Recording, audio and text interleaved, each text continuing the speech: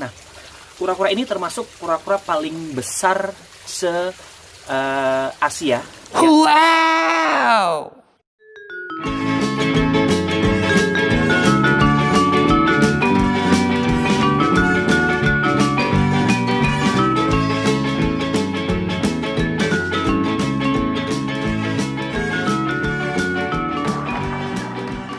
Hai guys, sekarang masih di edisi lebaran, gue jadi masih di kampung. Jadi gue akan ada beberapa review tentang beberapa hal yang gue temuin di kampung. Salah satunya adalah gue menemuin binatang yang jarang banget gue temuin saat gue di kota, balik lagi ke kota. Ya, salah satunya adalah ini. Tada! Mungkin sudah pada lihat ya, sudah pernah pada lihat. Cuman belum pernah lihat wujud aslinya. Ini adalah kumbang kelapa, ya. Kumbang kelapa ini badannya sangat keras banget dan ini bener-bener gue udah jarang, even gue balik lagi ke sini pun gue jarang banget ketemu sama binatang ini. Sekarang udah jarang sih kayaknya. Nah, lu lihat capitnya gede banget ya, ada capitnya kayak gini dan ini badannya keras. Dan yang paling serem ada cakarnya. Ini cakarnya bisa bener-bener nyobek kulit nih guys kalau dipaksa buat dicabut ya. Kalau yang cewek dia nggak ada capitnya. Cuman kalau yang cowok dia ada capitnya dan ini digunain biasanya untuk ngangkat hasil buruan mereka kayak sobekan kelapa atau pohon-pohon kelapa, sobekan pohon-pohon kelapa kayak gitu-gitu mereka, dan ini digunakan buat berantem juga sih kayaknya, buat jaga diri. But anyway, hari ini gue nggak akan bahas kumbang ini, cuman gue akan membahas salah satu binatang atau sesuatu yang unik banget menurut gue, dan ini punya bokap gue. Apa itu sebenarnya? Langsung aja kita lihat kesana, ada di kandang ya, langsung kita lihat.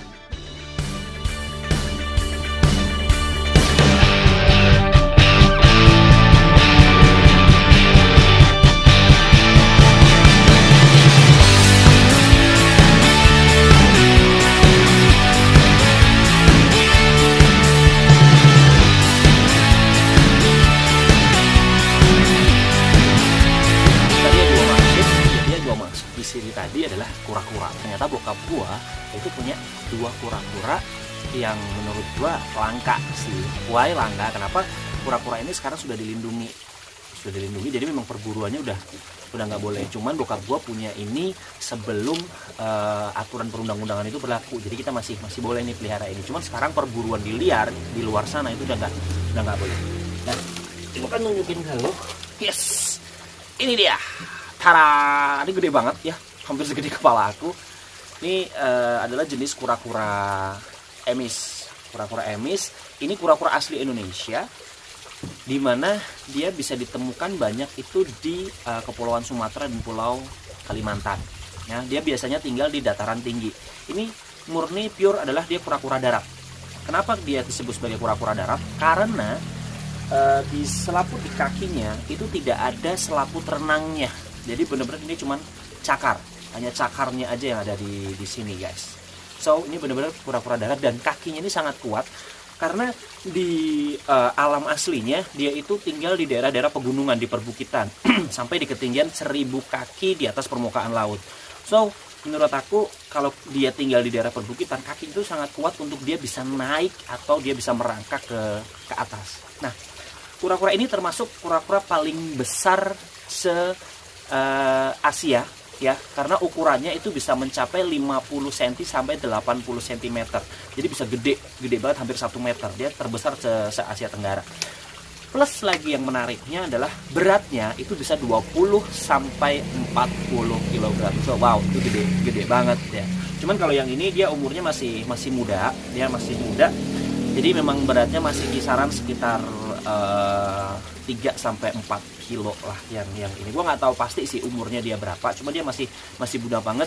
Gua pernah lihat yang ukurannya gede, yang ukurannya memang benar-benar 80 cm itu gede banget dan itu siap buat diternakin. Nah, terus makanan yang menarik sih kalau gua baca di Google dan lain sebagainya, makanan kesukaannya dia di alam aslinya itu adalah dia suka makan daun talas. Ya, daun talas. Cuman bokap gua ngasih di sini itu kebanyakan adalah pepaya. Nah, gue pengen ngasih coba kalau dia bener-bener makan daun talas itu bener-bener dia suka nggak sih ya gitu. Ntar di sini banyak sawah, so aku nanti akan coba ajak kalian gue jalan-jalan di sawah sekitar sini untuk cari daun talas.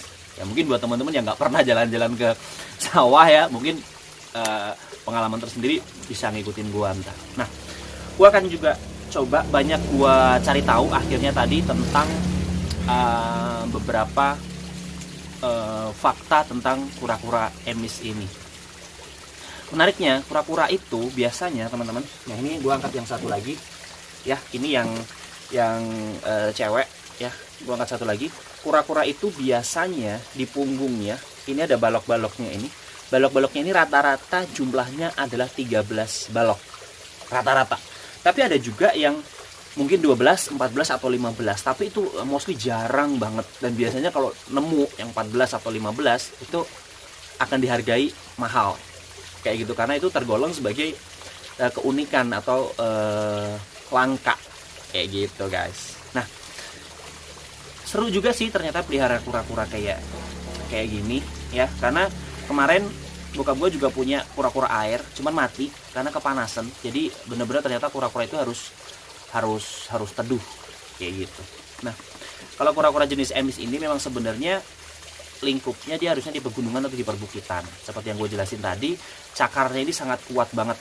Bener-bener cakarnya itu sangat kuat banget untuk bisa buat manjat, dan dia bisa untuk menggeser bebatuan yang ada. Nih lihat nih, cakarnya nih, dari ada sisiknya kayak gini, bener-bener sangat kuat banget.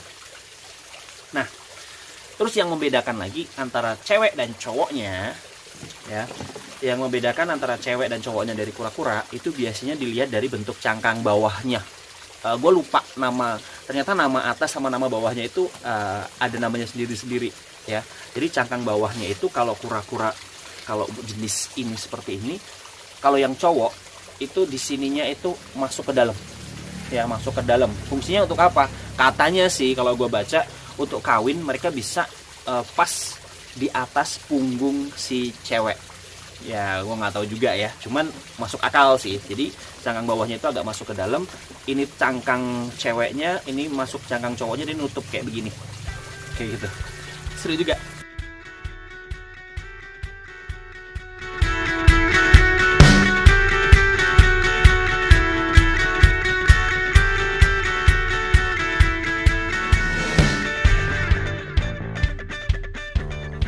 Nah, sekarang gue mau ngajak kalian buat jalan-jalan ke sawah di sekitar sini. Teman-teman, lo bisa lihat ya, di sana itu ada gunung Lawu di sini, dan tapi lagi ketutup sama awan, so nggak kelihatan full. Tapi itu salah satu gunung terbesar di Pulau Jawa. Nah, di sini masih banyak sawah, dan gue mau ngajak kalian buat jalan-jalan nyari daun talas yang gue cerita tadi, bahwa di habitat aslinya kura-kura emis itu suka makan daun talas. Makanan mereka aslinya daun talas sama batang daun talasnya. Gue mau buktiin bener nggak sih mereka itu suka makan daun talas. Karena selama ini bokap gue ternyata kasih makan mereka itu pepaya, karena kalau pepaya di sini lebih gampang buat dicari. So, ayo kita explore sawah di sini, kita cari daun talas di sini seperti apa ya. Come on.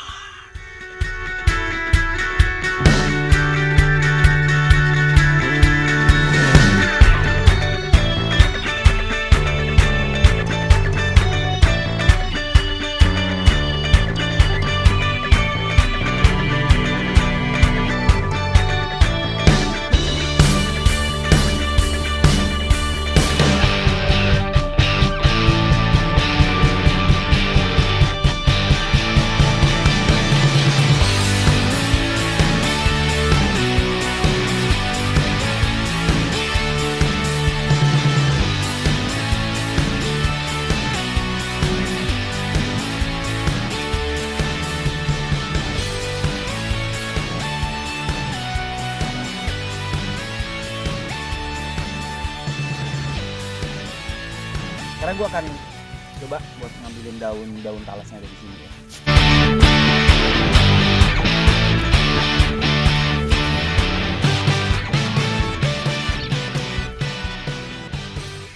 Jadi diambil sama batangnya, karena mereka itu suka sama batangnya kayak gini. Mereka akan gigit-gigit batang-batangnya ini, guys.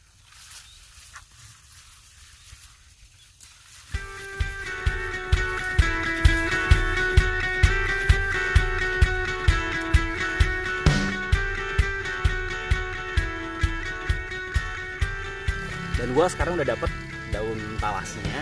Ini langsung akan kita bawa ke kandang kura-kura lagi dan kita akan coba kasih ke mereka. Mereka suka nggak sih? Karena selama ini kan mereka makannya pepaya tuh, pepaya buah manis tuh. Kalau kita kasih daun talas ini, kira-kira mereka mau nggak? Kita penasaran juga. Let's go. Kita langsung pulang.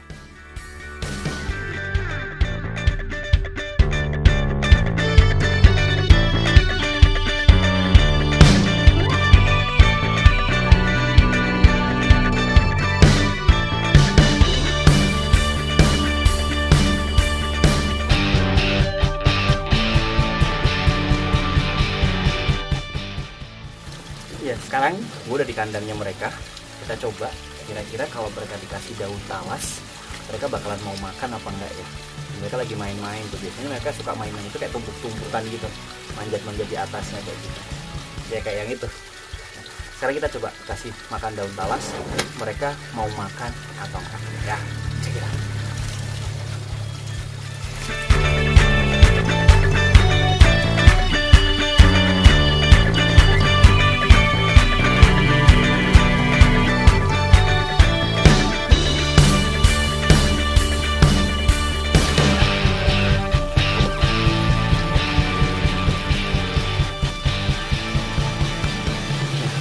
Sambil nunggu, untuk jenis kura-kura emis kayak gini, pada dasarnya untuk lingkungan mereka itu suka tinggalnya itu adalah, tadi gue bilang adalah di daerah-daerah perbukitan.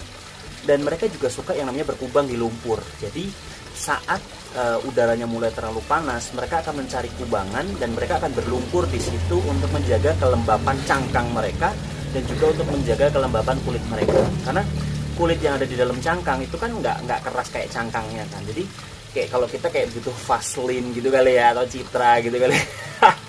Dan yang kita gunakan untuk apa? Untuk melembutkan atau menjaga kelembapan mereka. Jadi kadang memang mereka suka berkubang di lumpur. Tapi bokap gua di sini nggak dikasih untuk kandangnya, di sini nggak dikasih kubangan. Jadi biasanya memang secara manual bokap gua akan masukin mereka ke dalam air. Jadi biar mereka tetap lembab. Atau kalau nggak, itu disemprot pakai selang. Jadi tetap mereka akan lembab dan mereka akan kena air di situ kayak gitu. Mereka belum mau makan juga, mungkin masih kenyang kali ya. Atau kalau enggak, kita coba pakai pepaya. Tapi kalau ternyata mereka nggak mau makan, kita akan coba pakai pepaya.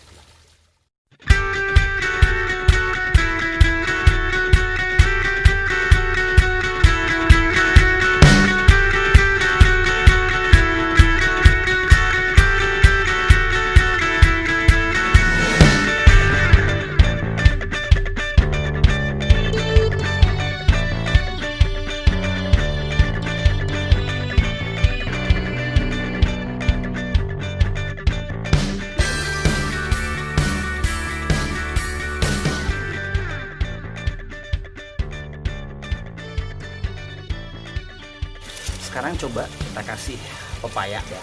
Udah kasih 2 potong pepaya ini, kita kasih mereka, kira-kira mereka mau makan apa enggak.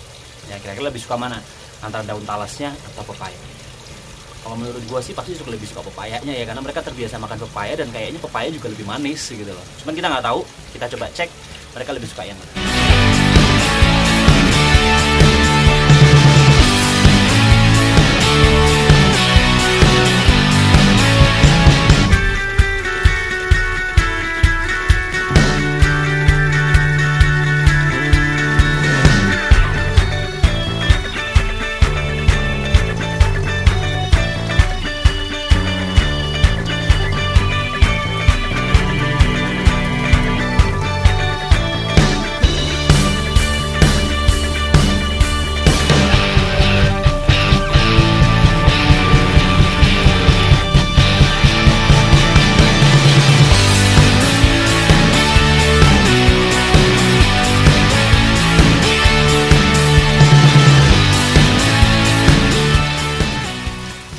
Oke guys, itu tadi adalah sedikit review yang gue lakuin tentang 2 kura-kura punya bokap gue yang di rumah kampung sini.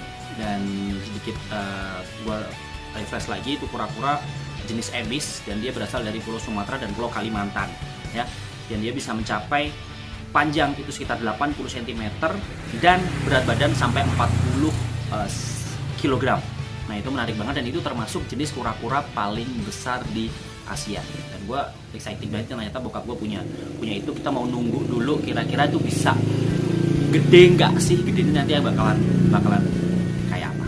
So thank you sudah nonton video ini. Jangan lupa like, subscribe, dan komen. Silahkan tanya-tanya tentang video ini, dan gue akan jawab secara langsung di situ guys. Oke, see you, thank you, dan tunggu untuk video-video berikutnya.